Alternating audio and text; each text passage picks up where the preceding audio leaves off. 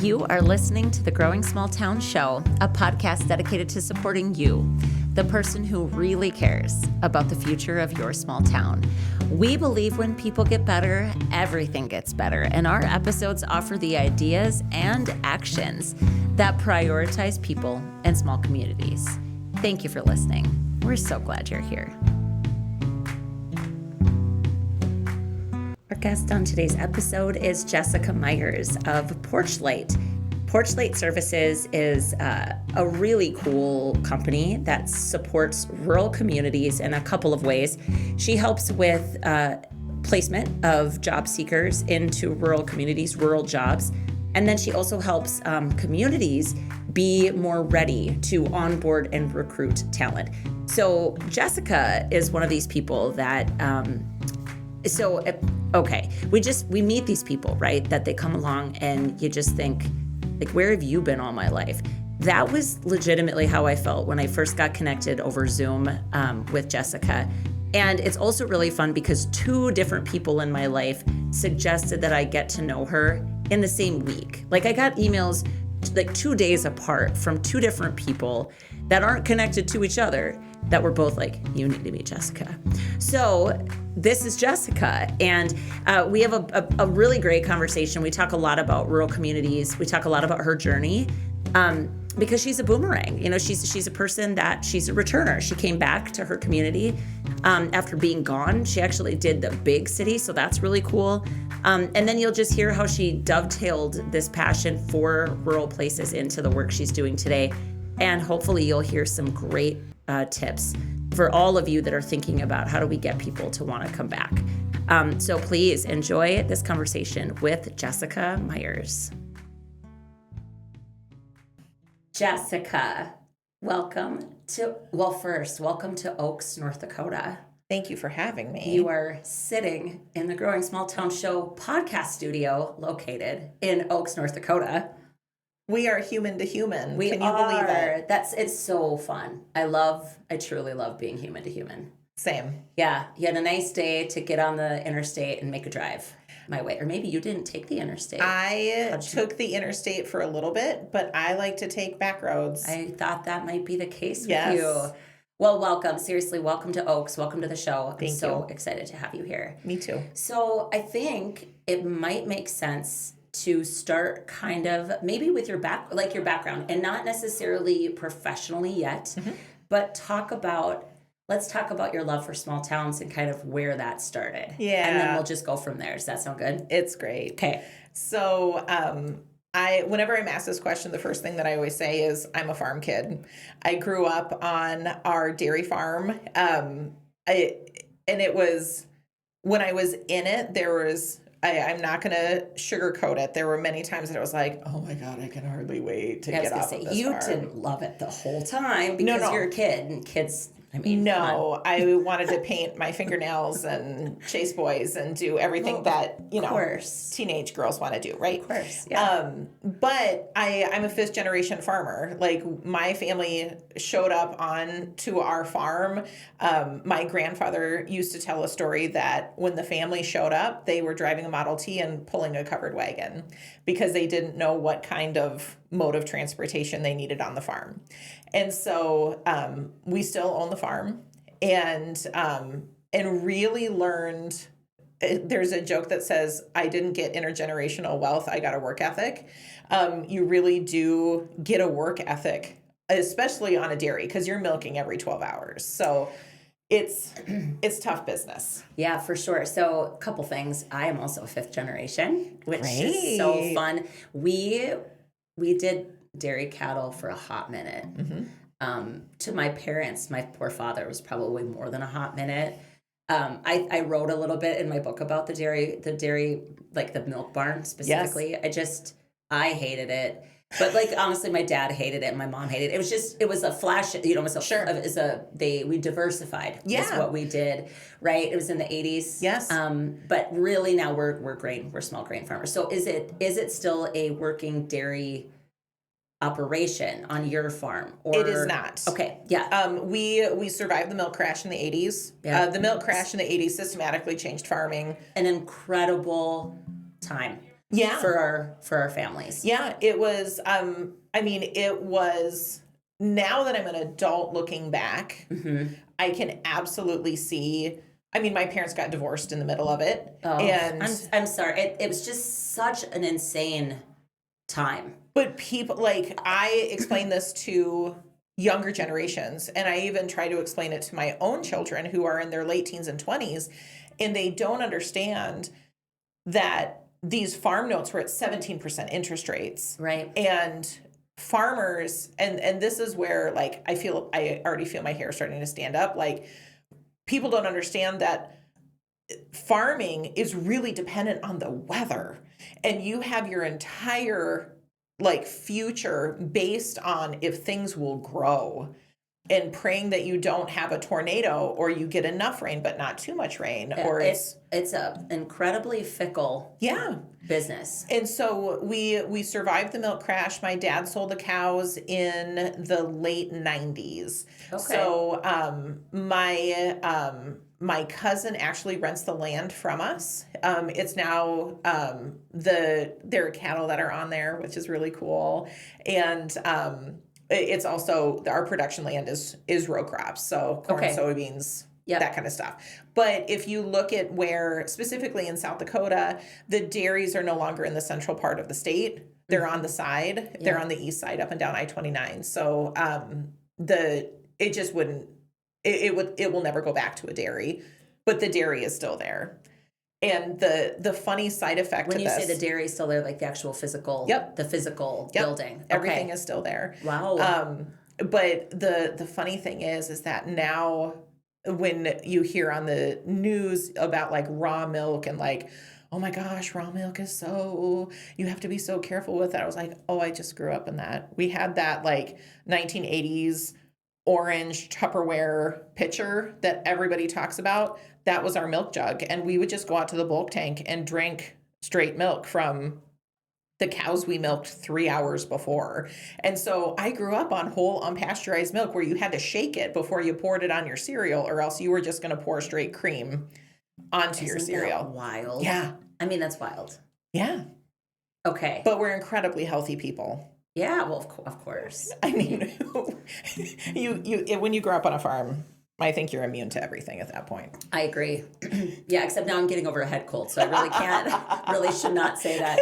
I'm a city slicker now because I'm in a small town, but I'm not on the farm, right? Anymore. Right, me too. And you aren't either. No. So let's move past when you graduated from. How big was your town growing up? So so my parents divorced during the milk crash. One went east, the other one went west.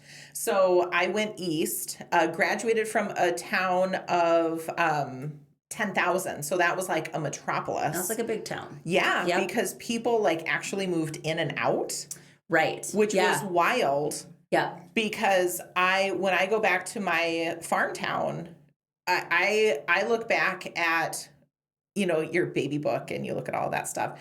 That preschool class list was my graduating class. Like, nobody moved in or out. That was your class. So when I moved to the town of 10,000, that's when I was like, oh my gosh, somebody just moved in for a year. Like, this was wild, unheard of to my brain. Right. And so graduated from a town of 10,000, and then I actually married my high school sweetheart. So he was a year older than me. He went up to school. I, of course, had to chase him there, even though he probably doesn't want me saying that, but I absolutely chased him. And then we did what so many Midwestern kids do. We got our world-class education in South Dakota, and we hightailed it out of town. We were like... But you went way out. Yeah, we went way. And big. Yep. So do you want to tell us just a little bit about, like, where you went, what you did? Yeah. So... And then maybe also what brought you back. Yeah, right? the boomerang. I'll tell you the boomerang. Yeah. So as soon as we graduated, my husband, he's a school counselor, and we wanted to just get out of here. And so we went to New York City. So we moved from... It's like the biggest of the place. You know, I mean? It's go big or go home. Yeah, I love it. I just love it. So it was hilarious. I mean, it was really... We were just so... I look back at our early 20s and just go, oh my gosh, I'm so glad we did it when we did it. I mean, because we essentially had a 2-year honeymoon. We had no family around us except for one cousin. It's my mom's cousin, who is now my absolute favorite relative. She was in New York when we were in New York. But we learned how to be married on our own without having any interruptions from anyone else. So if we fought, we had to figure it out, which was great. But my husband went to grad school. I worked in Rockefeller Plaza and had every Midwestern always cracks up whenever I say this. My commute was 11 miles, and it took 2 buses, a boat, and a train, and it took 2 hours one way to go 11 miles. Yeah. Whoa. So we were there for 2 years. When my husband graduated with his master's, we were ready to go. Like, that was a lot. It was just time. Tired. It was enough time. It was enough time. There's our experience, and I don't know if this is true or not, but this was our perspective. There's really not a middle class. And we knew that we wanted to be parents. And we actually left when I was 7 months pregnant with our oldest daughter. And so we knew that pulling a stroller up and down the steps to get onto a subway was not going to be our future. Especially my farm kid brain is going, why is everyone on top of each other when there are spaces? And so, so we moved to Chicago after that. So we lived in Chicago for about 8 years. We had our 3 daughters in Chicago. We left Chicago because by the time we had our 3rd kid, we were in a 2-bedroom, 3rd-story walk-up apartment, and we were putting our baby to sleep in a pack and play every night in the kitchen because that was the last room with a door. And at that point, we were like, okay, it's time to put down roots. It's time to come home. And then we moved back, and when we got our 1,800 square foot ranch house, we were like, this is so luxurious to be able to just walk from the driveway to the kitchen. Like, that was the simple thing that we were like, oh my gosh, this is the best. Yeah. So, yeah. And now doing what I do now, we are such a stereotype because it is working with the scientific term of what we are is we're called returners. When you look at any kind of migratory research, we're the returners. Yep. And returners come back in their 30s. They're married. They have kids. They have a combined household income of over $100,000 a year. Yep. And they want to put down roots. And so we live that returner story. Did we know that when we were doing it? Oh my gosh, not at all. But that's, I mean, and then we came back, and now we've raised our kids in South Dakota. They've gotten they've had opportunities that a lot of city kids don't have. Like, they had their own clunker high school car to drive. They get to drive themselves to high school, where they would never have had that in New York or in Chicago. Right. They have part-time jobs, would never happen in big cities. You know, it's all of these wonderful opportunities that they've had in the Midwest because we've chosen to live small. Well, and what that is that's a continuation of that intergenerational wealth of work ethic. Oh, do they ever have it? Right. And I think it's cool too. Like, this is something I've talked a lot about. You know, it seems like the big thing here is safety, you know, for our kids. And of course that's it. But to me, that translates a bit more even to skill, because like my kids, we're in a town of 1,800, right? They, you know, from probably about 9, I would say I think 9 was actually the year where we were like, you can bike from our house to the pool on your own with a buddy. Like, right, you need to always be buddied up with somebody, or your brother or your sister or whatever. But so that means they're actually taking care of their transportation from point A to point B, and I'm not right there. So as they encounter things, whatever they might encounter, they're figuring things out, right? So there's just that agency, that freedom to make some choices. Did sometimes they make some not so great choices, and then we'd be like, hey, you know. And the great thing is in my town, someone would be like, so I hate to tell you this, but I saw your kids and this is what they were doing. It was like, they weren't heathens. They never did anything too terrible. But, you know, honestly, a couple times our kids didn't look both ways before crossing the highway. Every time that happened to them, somebody in one of the cars saw them and called me. Yeah. And then we could have that conversation. But that there's an actual learning that comes with that, right? And they get it earlier. When you're explaining that story, it reminds me of the pickup from elementary school. And in Chicago, our oldest daughter was going to a magnet school. So it was a prep school. It was a selective enrollment. It was a very good school. In kindergarten, they were learning Mandarin because everybody was already bilingual, English to Spanish. Wow. And so when you would pick up your kid from school, you had to walk into the auditorium. The children were sitting in their class in a row, and there were folding tables in the front. It was kind of the checkout lane, and there was a piece of paper with your child's name. There was also a lady there. She was a teacher's aide. She was the drill sergeant. So if these kids were out of line, a look, and those kids knew that they were in trouble.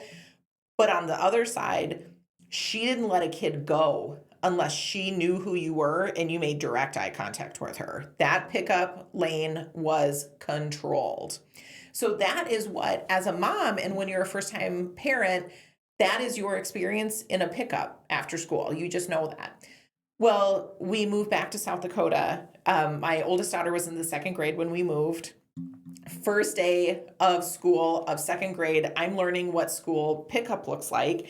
So I'm standing on the playground, and the school doors bust open. And just a flood of children. It is a mass of children. And I have my 4-year-old and my 1-year-old. You know, my 4-year-old is attached to my thigh and my 1-year-old is on my hip.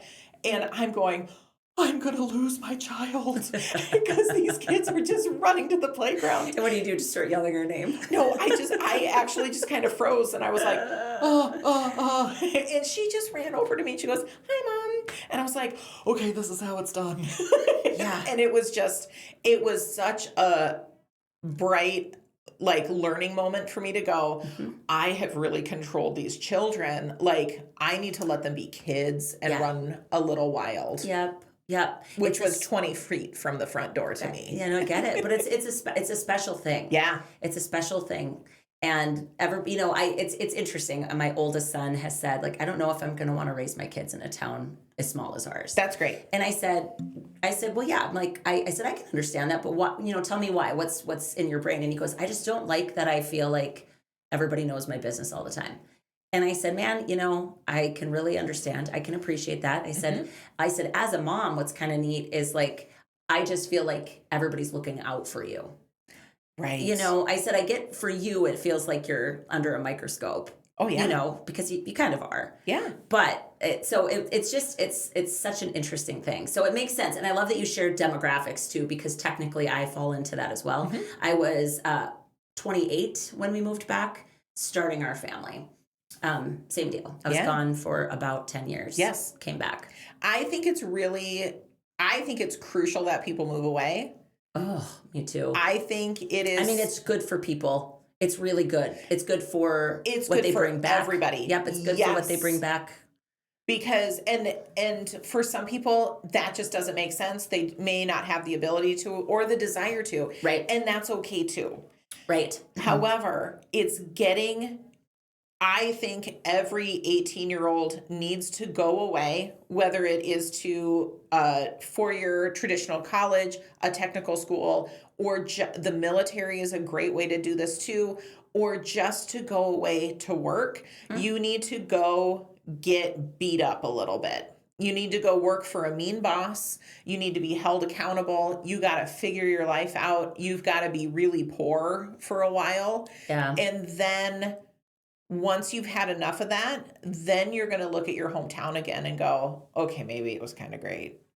And then you can come home and then you have all of this world experience and you can come back to your community and say, hey, but what about this? And what about that? And you've just got this different perspective, and it's good for the community. It's good for your family. It's good for you. It's wonderful. Right. So how did this kind of whole experience for you, how did that inform what you're doing today with PorchLight?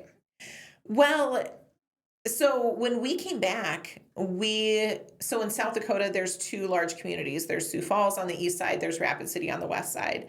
And there's really no formal way to get to the middle. And my hometown is in the middle.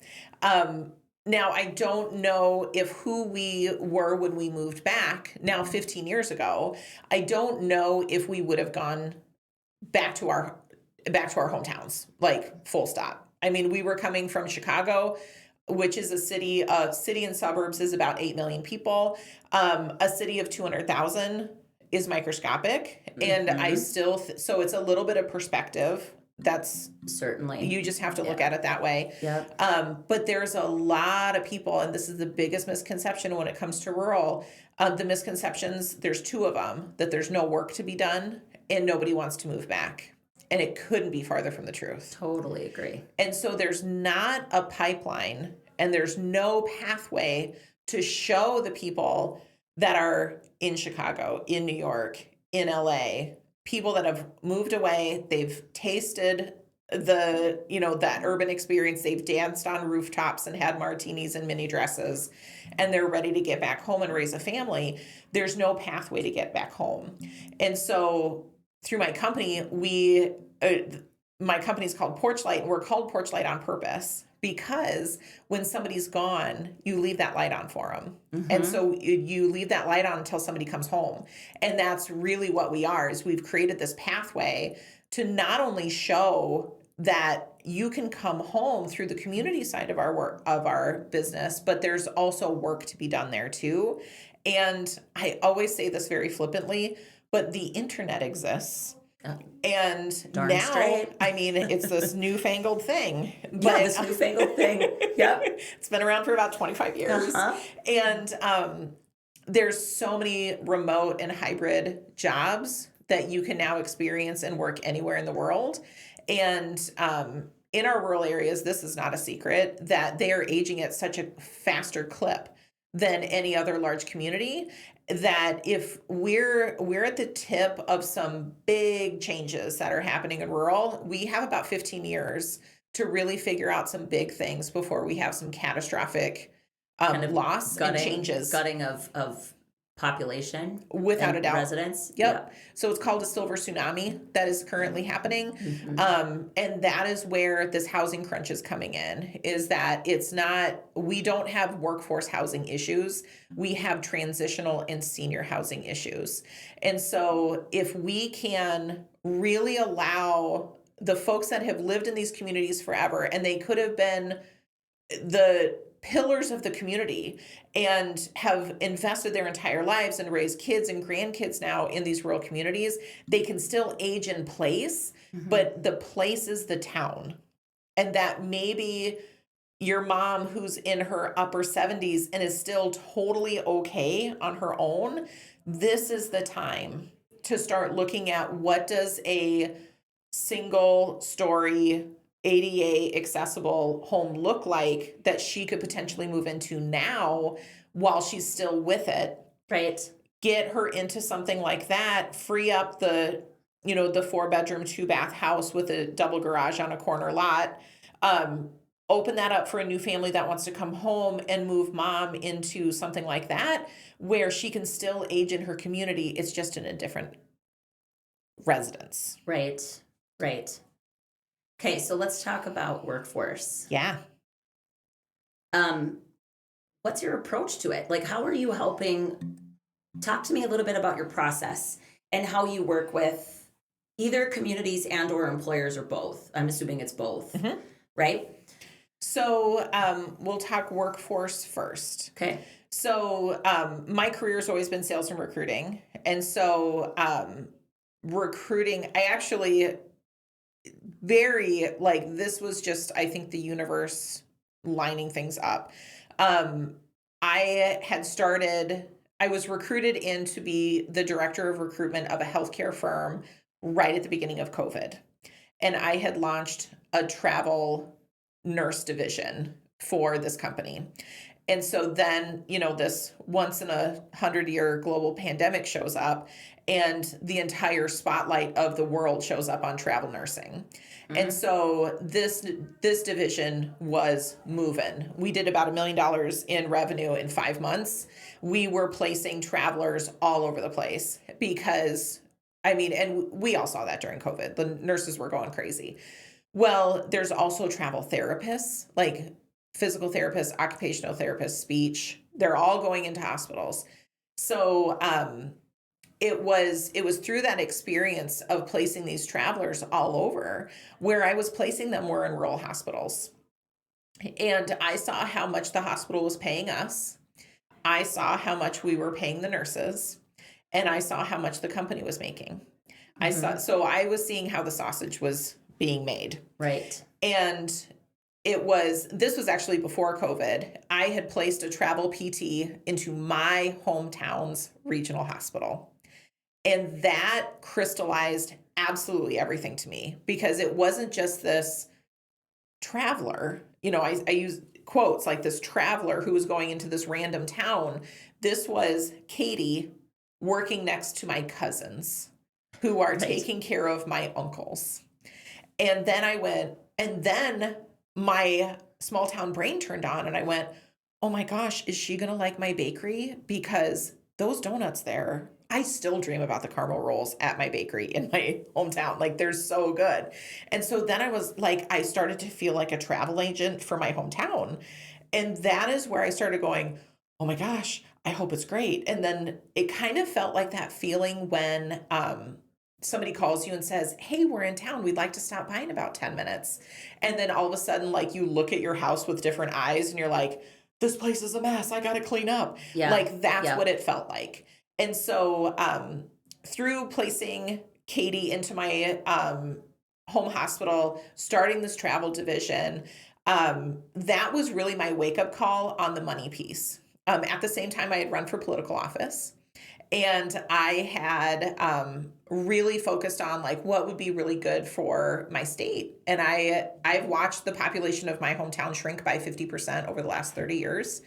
And it doesn't make sense to me, like why it's shrinking. It's the county seat. It has a regional hospital. It has an incredible school district where sports is the heartbeat of that school, where they are kicking out Division I athletes across, sports, the basketball, football, track, you name it, they're killing it. And so there's no reason why this community should be shrinking. And so that kind of activated that economic piece. So when it was all of these things that kind of cultivated into really going after workforce and saying, why do we need to have travelers when we can just hire them directly into these hospitals? Why should the trades in these communities, because anybody that lives in a small town knows finding a plumber, finding an electrician, they are scarce. If you have them, you're lucky, and right. They're busy. That's right. And they're too busy. Correct. Yeah. And so the way that we work when it comes to workforce, we're only hiring direct hires. So what that means is we will find your candidates and you hire them on, and then you just pay us you pay us after a month. You get to work with them for a month because Yep. Everybody always says, I don't need a month, I need a week. And I'm like, cool, you want to pay me in 7 days? And they're like, no. And I'm like, okay, I'll give you a month. And so we took that recruiting experience from the healthcare world and we now use it across industry. And so we have had, I could spend the rest of the time talking about the incredible companies that we've worked with in multiple states across industries. They've been as small as baristas at coffee shops and coffee shop managers, all the way up to state contracts, healthcare, renewable energy, the cannabis industry, lots of warehouse, the trades, you name it, we're in it. But it's the same theme in every industry. That's what's been so cool, is that it's overcoming the idea that people don't want to work anymore, which is not true. So many times the conversations that I have, and you and I actually just talked about this before we started recording, that it's the workforce culture where when you talk to these small town business owners, they have to charge their people that they're providing the service to a fair wage. Because they're going to see this person in the grocery store, or they're going to show up and sit next to them in the pew at church on Sunday. Right. So they cannot overcharge for their services, which then in turn means that they can't pay urban prices for their employees. For labor. Yep. Right. Yep. However, they're still getting paid incredible because the cost of living is so much more affordable in a rural community. Right. So it's really interesting to go through and explain, go through and see what these employers have to say. And so many of them I'll ask, I have to have some formal things because we have our rural job board. So we need a job description. We are firm believers in pay transparency. So there must be a pay range on a job because nobody looking for work wants to work out of the goodness of their heart. We're all working because we have bills to pay and we probably want to live indoors and eat. And so everybody wants to know how much the pay is, general ideas of what you're going to do.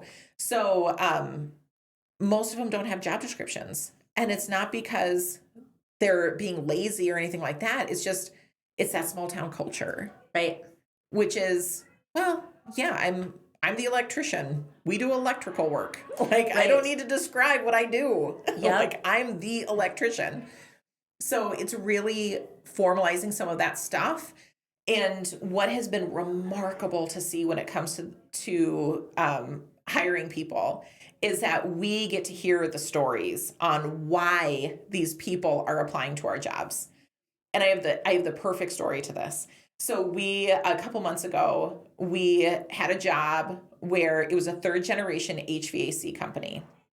The third generation took it over, and it's a woman. So she took the business over from her dad, and that took her out because she was the HVAC tech, but now she's owner. Yep.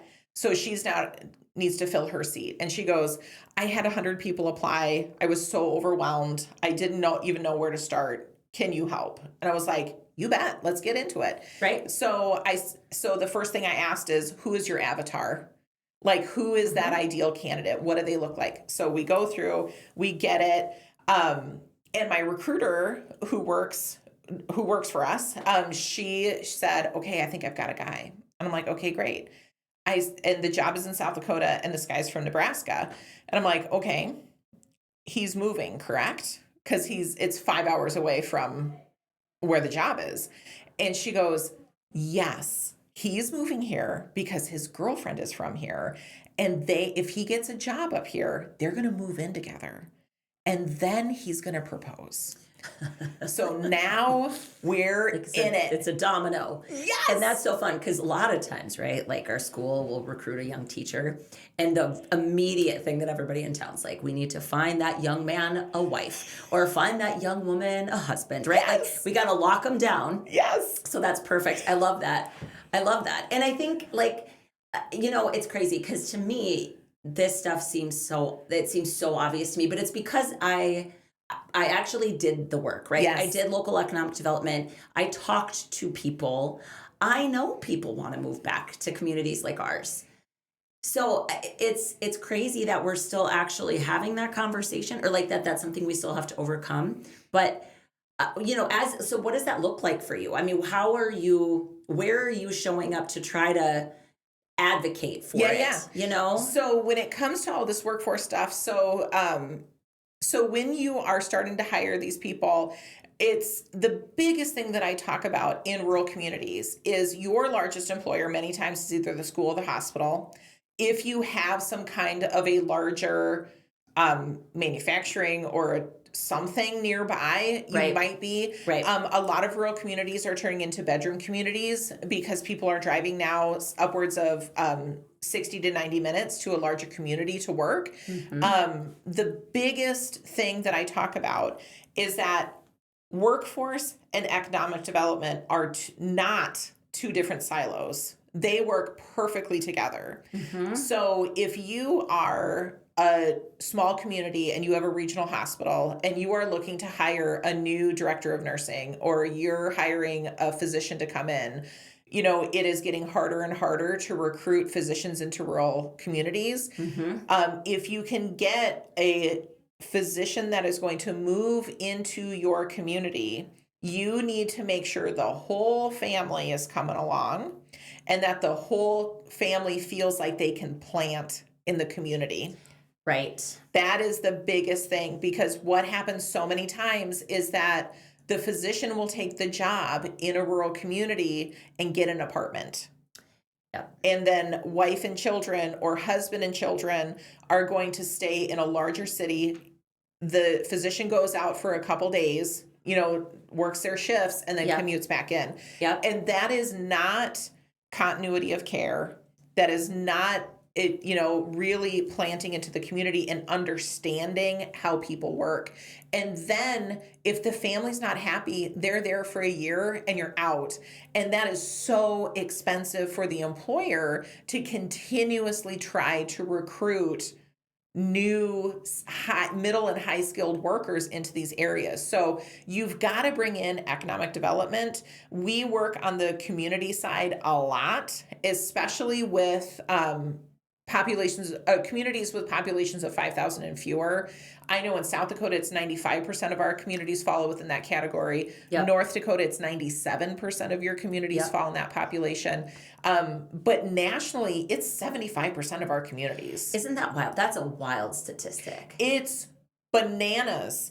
And I don't think the average person would believe that. No. You know what I mean? Or if you would never guess that high, for one, and then would honestly be like, really? Yeah. 75% is a lot. And if you pair that with the aging population, like we talked about, you add in, all of these weird quirks to industries.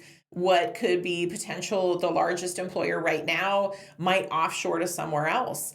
Like, it's not economic development in rural communities is not an either or anymore. It is a yes and. So the biggest thing that I do education around in rural communities right now is remote work.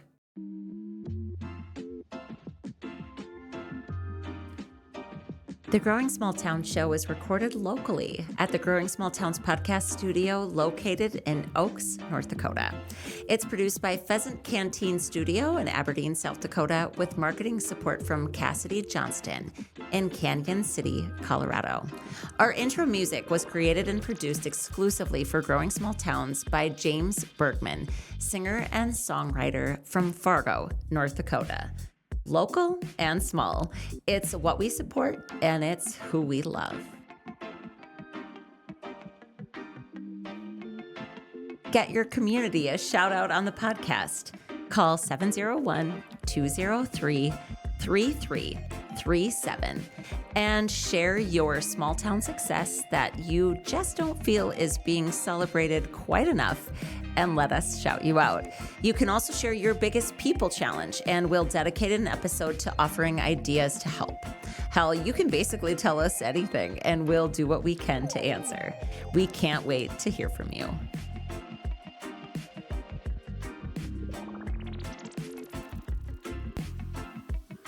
Today's small town shout out is to Jamie Shanks in Glendive, Montana. We actually stole this small town shout out.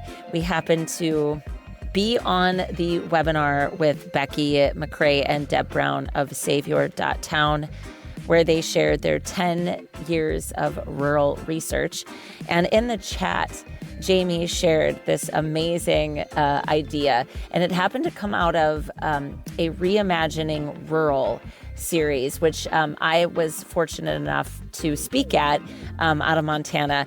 And so it was really fun to see something that came directly from a session that I'd been a part of.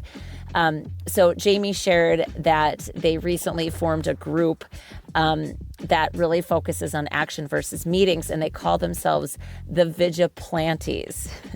She said, it's based on vigilantes, but we're planting new ideas, beautification, actual trees and plants. She said, sometimes we do stuff at 2 a.m. to surprise people in the morning, making the act of making their community more beautiful, visible, and fun. So huge shout out to Jamie in Glendive, Montana, for a very stealable, very borrowable idea of forming your very own Vigilantes Club. Way to go, Jamie, and way to go, Glendive. Like, I am shocked at how much pushback I get on remote work.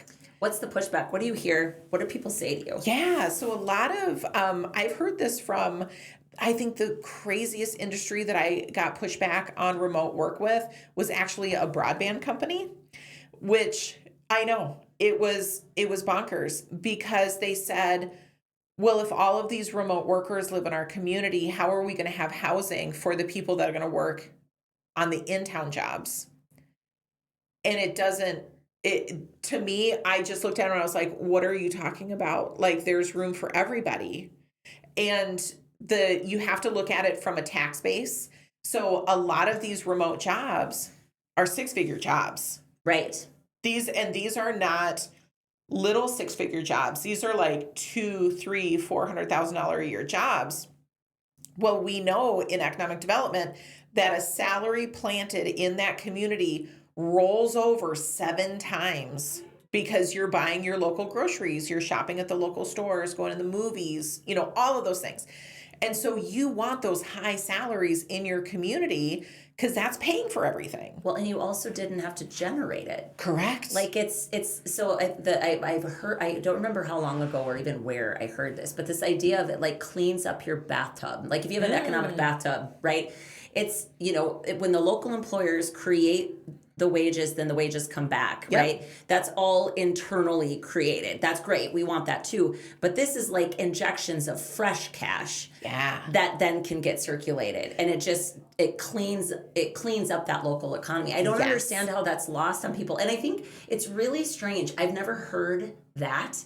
This idea that like the real locals versus what, like the faux locals, like the remote. I mean, what does that even mean? And like, what do you think we're creating, like, housing developments just for the remote people? Like, that's a really straight, like, what was the motivation behind that? Do you think, like, housing is a challenge. Okay. So I mean, I'll acknowledge that there's a housing crunch in a lot of communities, but I've never personally heard that, like this idea that we don't want this group to take it away from this group. Well, I think what, I can go on the bridge with this individual. I don't agree with it, but I think what they were envisioning is that their community was going to be the remote hub, and that people from all across the country were going to move to this town of 2,000 people that are all remote workers and are going to work and live in these houses, and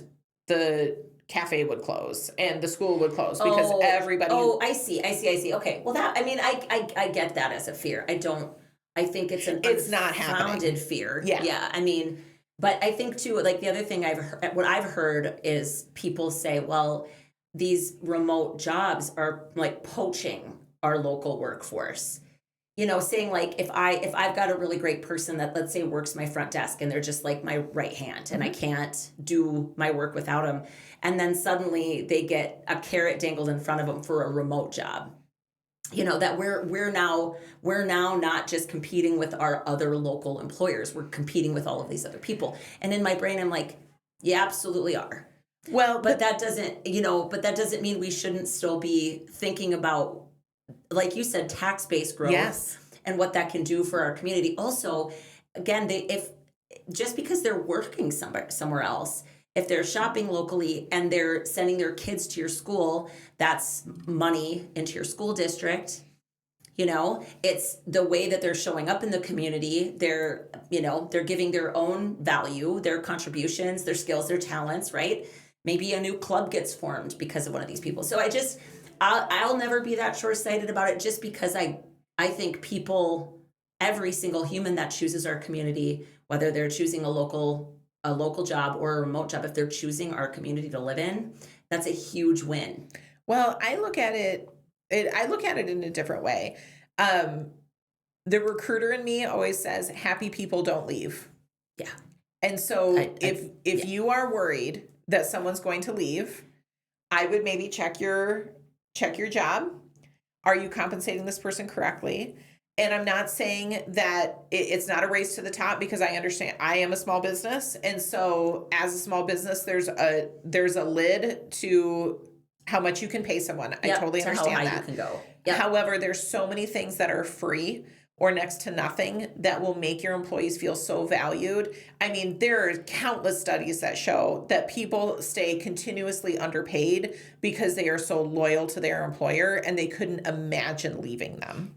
That is the core of my whole premise and work, right? Like, and the thing that's really hard about it, and I think what's so great about your work, the way it's positioned, the way you work with communities, it can be really hard for the local person to say that. Yeah. Oh yeah, for sure. Right? Like it's next to impossible.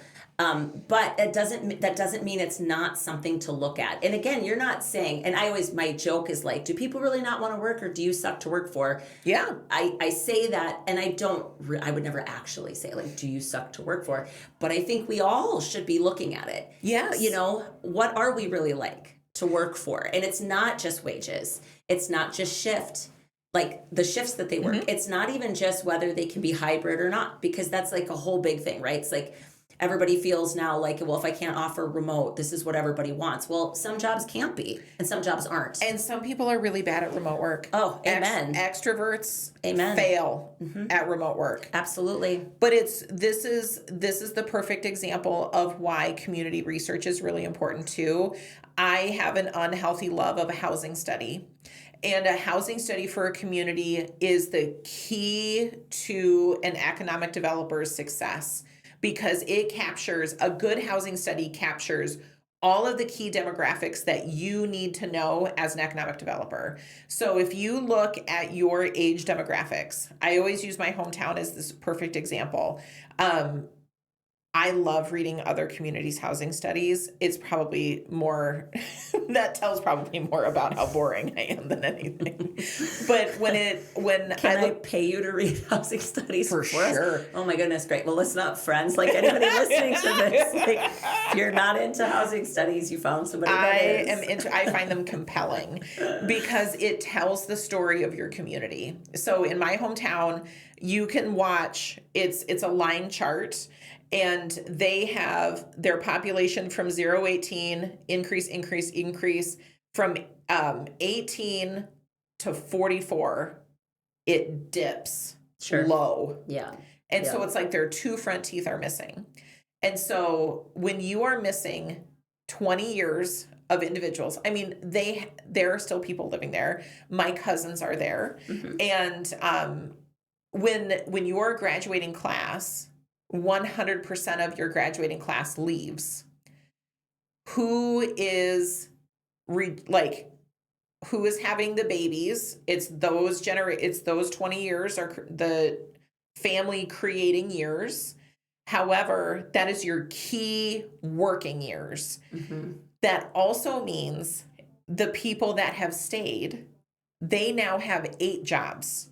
So they are working their full-time job. They are coaching a million different sports. They are running the clubs. Mm-hmm. They maybe need a part-time job to cover their bills. They might be running childcare at the same time. So they're wearing 600 hats. They're tired. Right. And then if that graduating class is gone, and let's say they are in some of those big cities, well, now your older population, so my hometown's population ticks up right around 50. People start coming back because they've now made their money. They're looking to retire. They want to come home, but they're now traveling to go see their grandkids. Right. And there's going to be a point where their kids, it's that tipping point in a family when mom and dad no longer become the mentors. They're now relying on their children to start taking care of them. Right. Now, maybe grandma and grandpa need to move closer to those kids. And so as an economic developer, you should look at that and go, why are we missing this 20-year gap what can we do to entice these individuals to come back?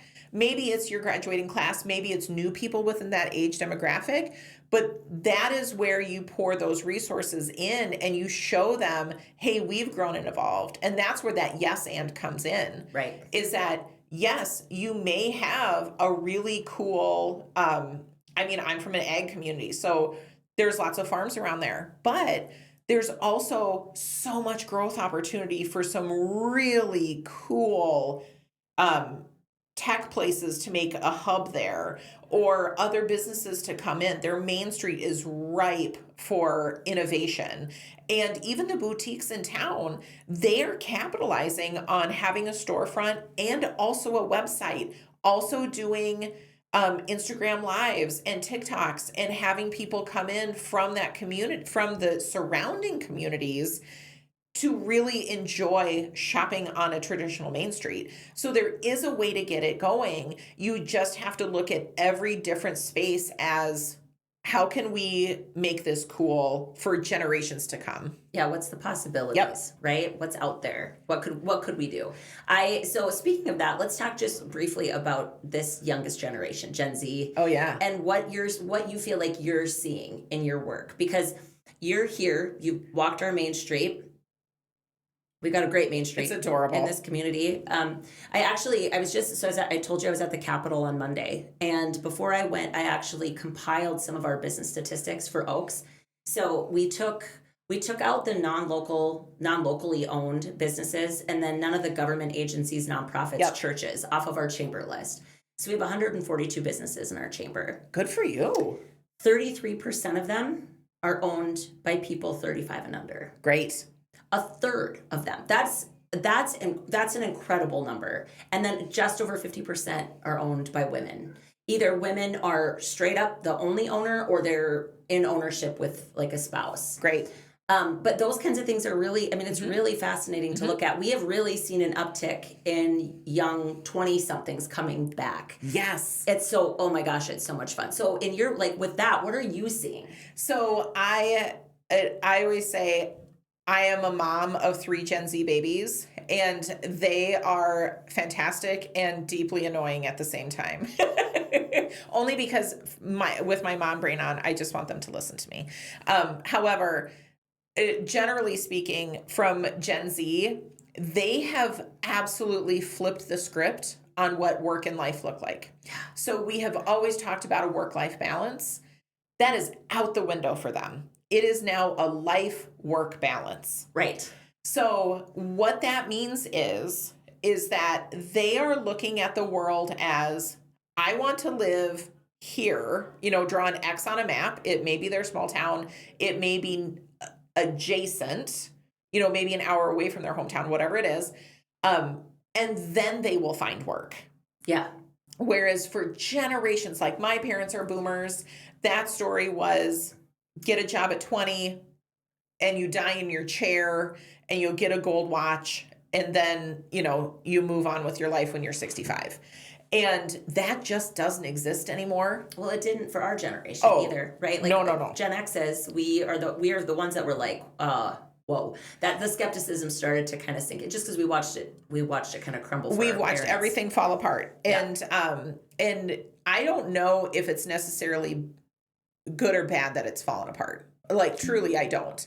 Yeah, well, same. Because the old ways fall away, it opens up opportunities for innovation. Totally. And you see it, especially on main streets. Like, you see, like, those old buildings from, like, the late 1800s, early 1900s, and it's chiseled in the rock. It says First National Bank, but really it's a coffee shop. I love that. That's so cool. So Gen Z, they are really looking at a life-work balance, and they are iPad kids.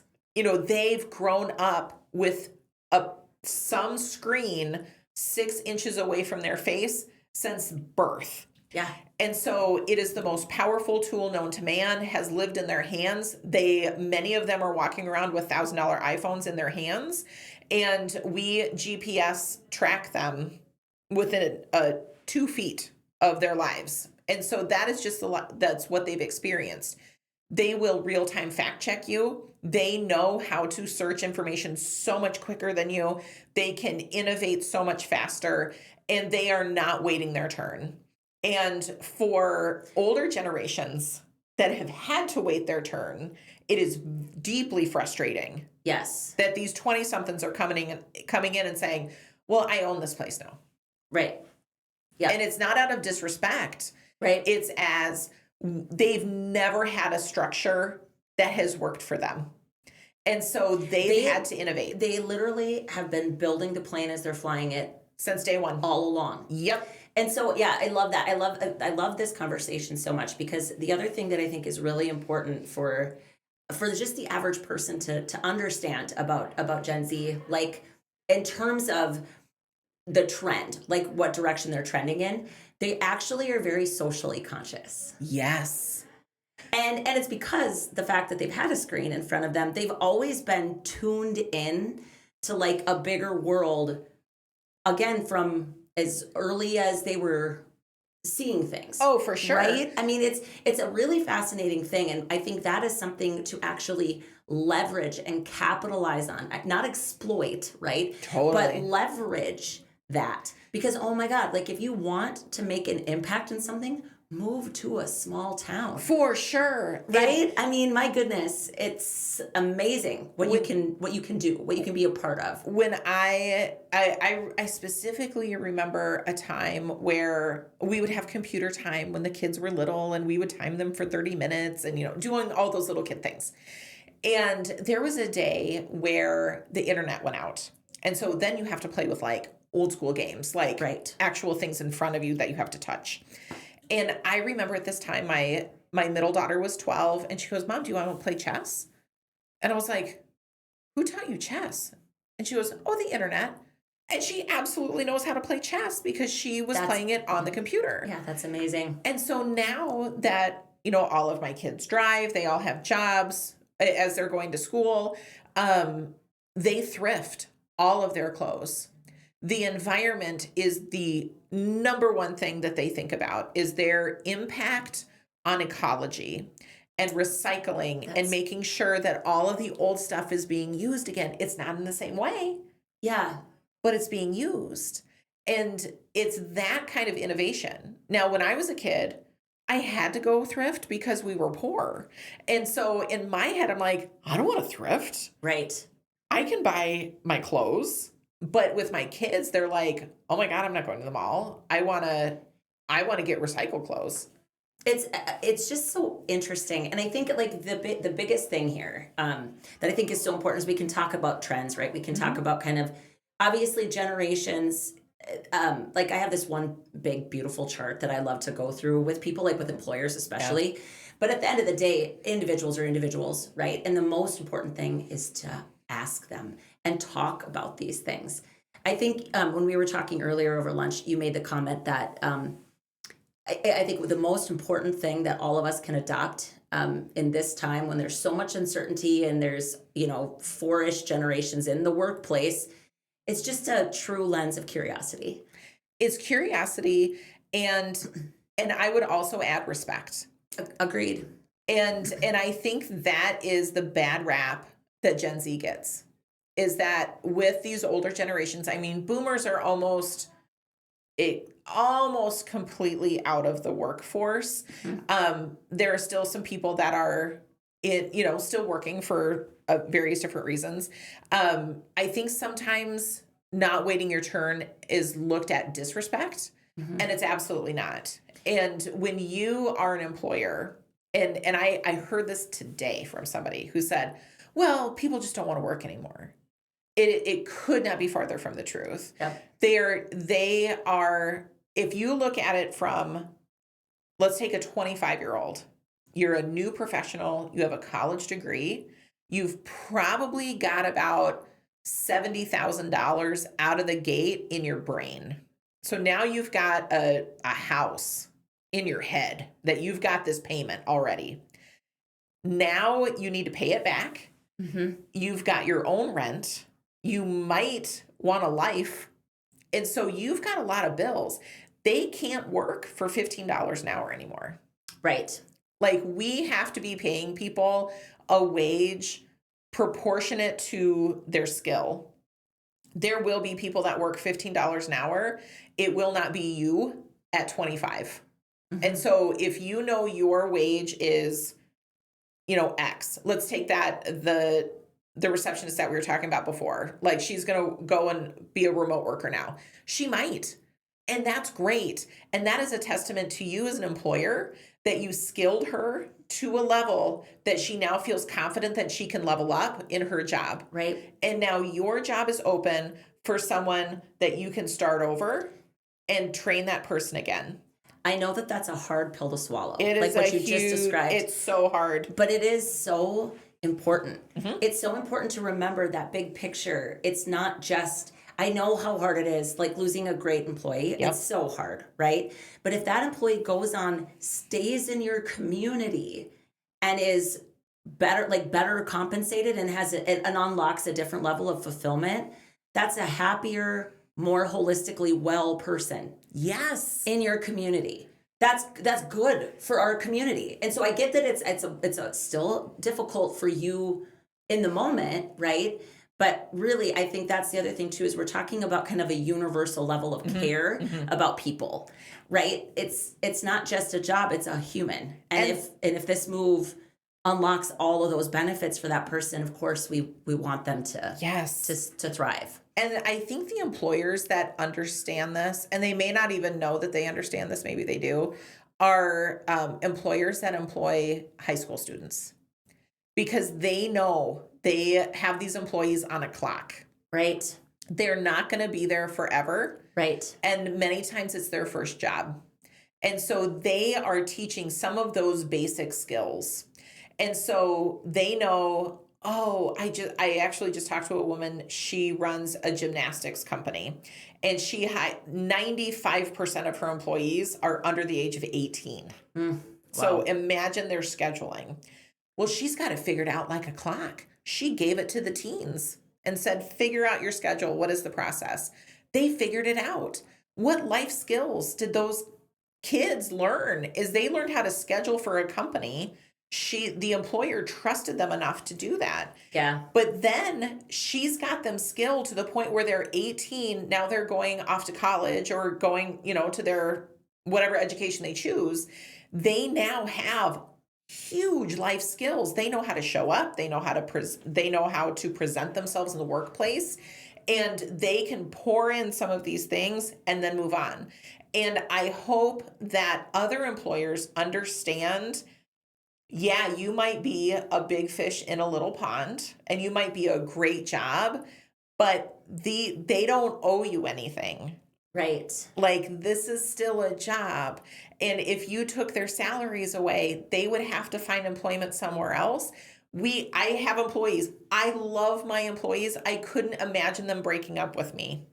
And I have no intentions of firing them. I always say my job is to make them happy so they stay with me forever. Right. Yeah. But, if they go, I'm going to give them a great reference. And I'm going to say, okay, you're taking my person, and I'm very irritated by this, but let me tell you the incredible human you're getting. Right. And that can happen in a small town too.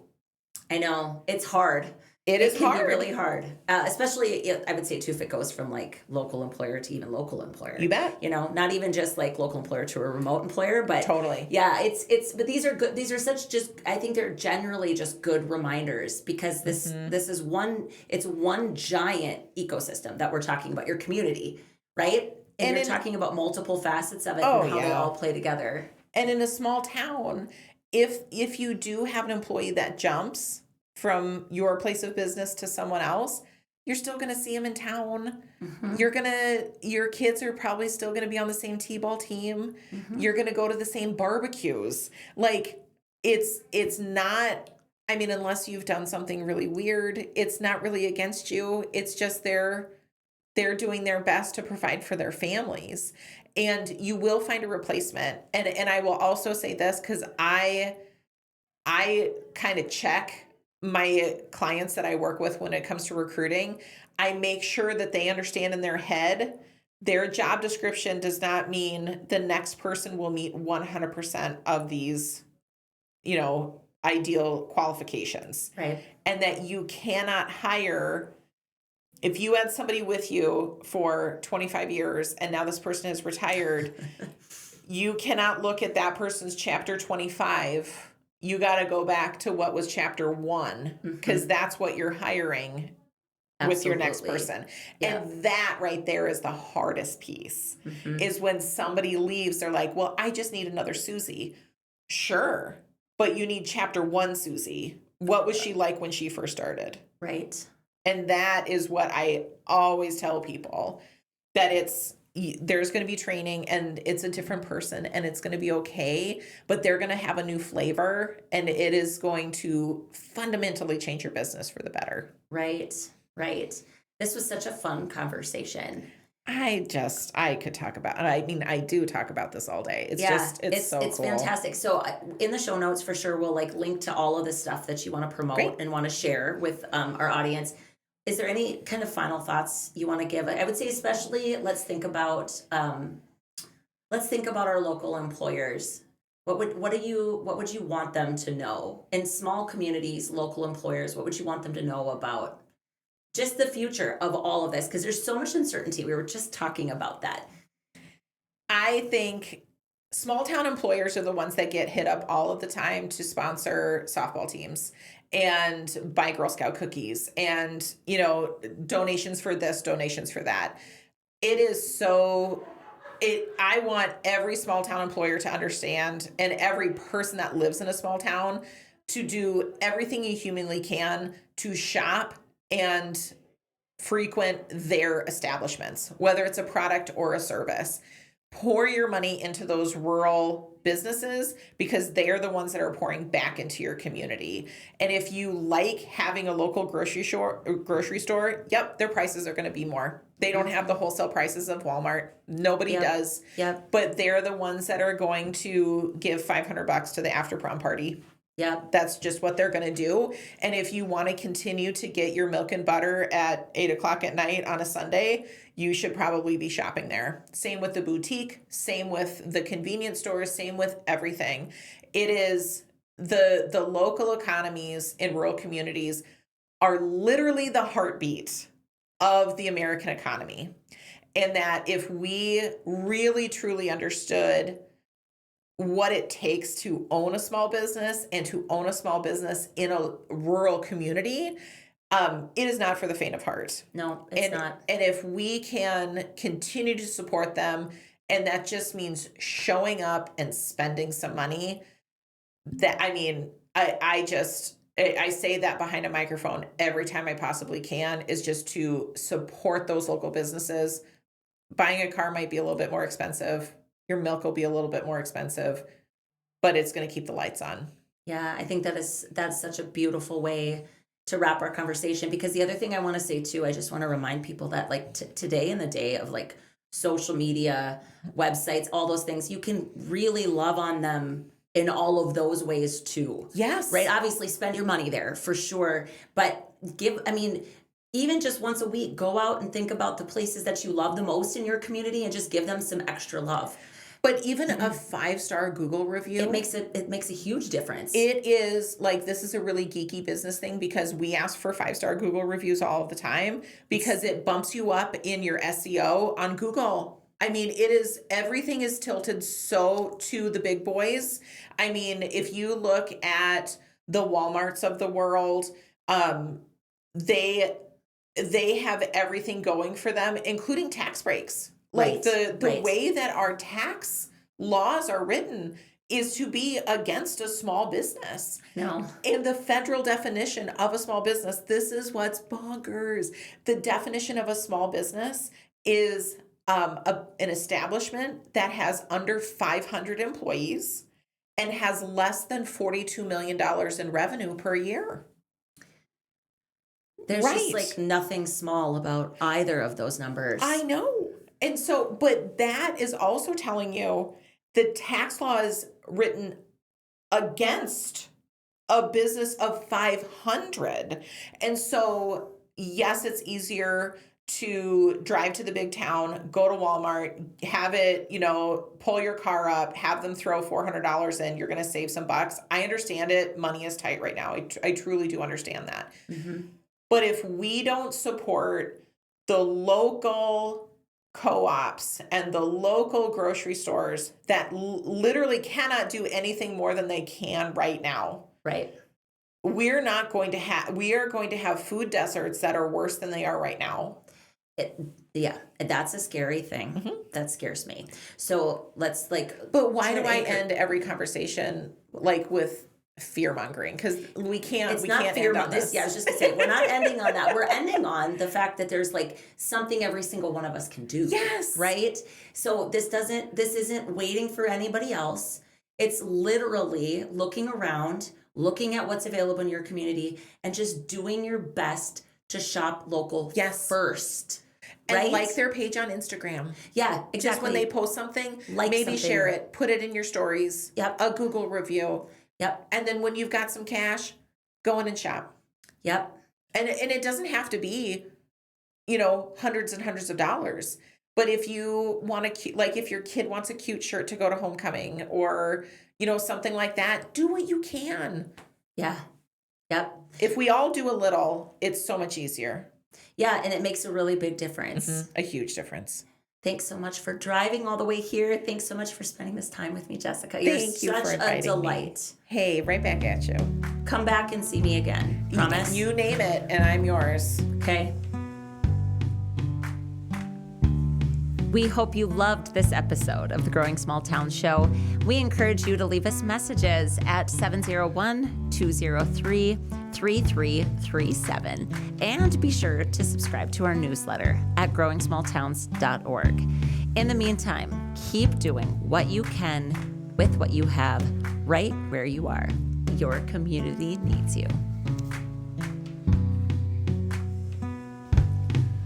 Because we are growing small towns. We are growing small towns. We're right here living our best lives, as crazy as it sounds. But we are growing small towns. Growing small towns, we are growing small towns.